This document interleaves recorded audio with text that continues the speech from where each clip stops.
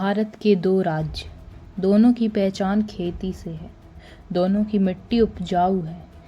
लेकिन एक तरफ पंजाब का औसत किसान परिवार हर महीने 26,000 से ज़्यादा कमाता है, वहीं दूसरी तरफ बिहार का एक किसान परिवार महीने के 5,000 भी मुश्किल से जुटा पाता है। ऐसा क्यों है कि एक राज्य का किसान आंदोलन करने के लिए भी ट्रैक्टर्स का काफिला निकाल देता है और दूसरे राज्य का किसान अपने ही ज़मीन छोड़कर दूसरे राज्यों में दिहाड़ी मजदूरी करने पर मजबूर है? क्या यह सिर्फ किस्मत का खेल है या फिर इसके पीछे छिपी है दशकों पुरानी राजनीति, सरकारी नीतियों का अंतर और एक ऐसा सिस्टम जिसने एक को राजा और दूसरे को पूरी तरह बेबस बना दिया? आज हम बिना किसी पक्षपात के शुद्ध आंकड़ों के साथ इस कड़वे सच का विश्लेषण करेंगे। वीडियो को पूरा देखिएगा क्योंकि आज भारतीय कृषि का वो चेहरा आपके सामने आएगा जो मुख्य धारा का मीडिया कभी नहीं दिखाता। कहानी को समझने के लिए सबसे पहले हमें इन दोनों राज्यों के बुनियादी ढांचे को समझना होगा। केंद्र सरकार के सिचुएशनल असेसमेंट सर्वे के अनुसार पंजाब का किसान परिवार देश में सबसे अमीर किसानों में गिना जाता है, वहीं बिहार का किसान परिवार देश में सबसे कम कमाने वाला किसानों की सूची में आता है। दूसरा सबसे बड़ा अंतर है ज़मीन का आकार। पंजाब में एक औसत किसान के पास लगभग करीब 9 एकड़ ज़मीन है। इसके विपरीत बिहार के अत्यधिक आबादी और पीढ़ी दर पीढ़ी ज़मीन के बंटवारे के कारण औसत ज़मीन का आकार घटकर सिर्फ यानी 1 एकड़ से भी कम रह गया है। अब आप खुद सोचिए, 1 एकड़ से कम ज़मीन पर कोई किसान कितना भी आधुनिक खेती कर ले, क्या वो अपने परिवार को अमीर बना सकता है? इस कहानी का असली टर्निंग पॉइंट आता है साल 1966 में, जब भारत में हरित क्रांति यानी ग्रीन रेवोल्यूशन की शुरुआत हुई।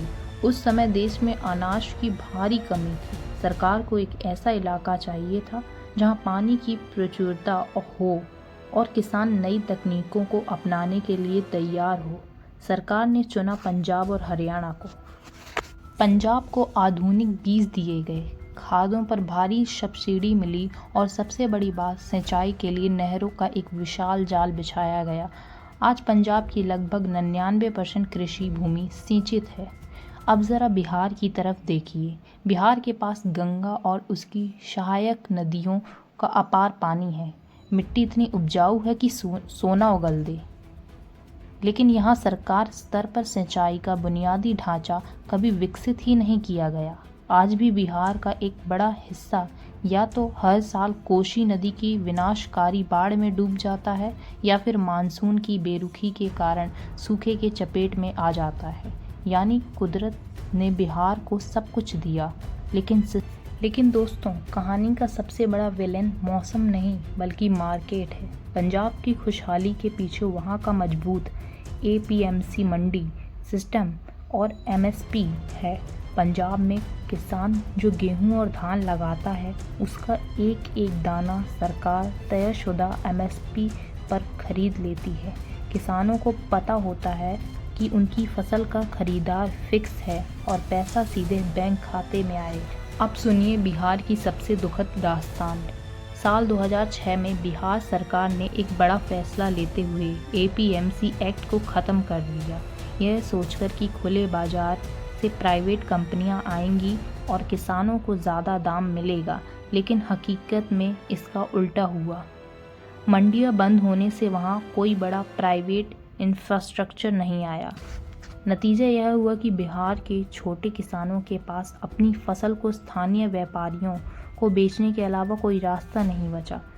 जो मक्का या धान पंजाब का किसान सरकारी MSP पर 2,200 से 2,300 कुंतल बेचता है, वही फसल बिहार का किसान मजबूरी में 1,200 से 1,400 कुंतल में दलालों को बेच देता है। यह वो मुख्य कारण है जो बिहार के किसान को कभी उठने नहीं देता। इस आर्थिक असमानता का अंतिम और सबसे दर्दनाक नतीजा निकलता है पलायन यानी माइग्रेशन, मतलब जिसमें एक स्थान से दूसरे स्थान में प्रवेश किया जाता है।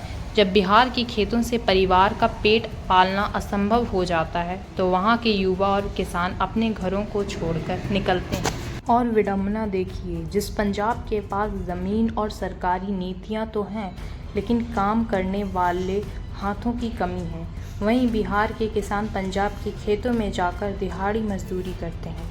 यानी जो इंसान बिहार में अपनी ज़मीन पर किसान था, वही पंजाब में जाकर सिर्फ एक मजदूर बनकर रह जाता है। यह भारतीय व्यवस्था को वो चक्रव्यूह है जिसमें बिहार का हुनर और मेहनत सालों से पिस रही है।